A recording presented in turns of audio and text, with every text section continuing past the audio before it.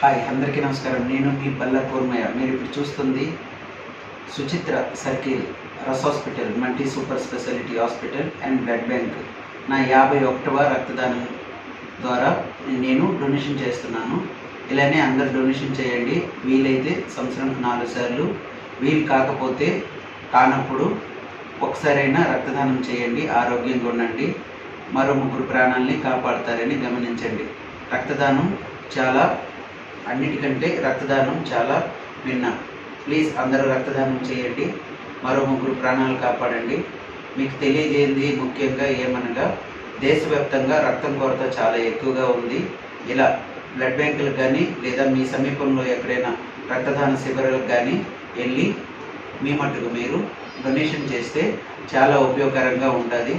please రక్తదానం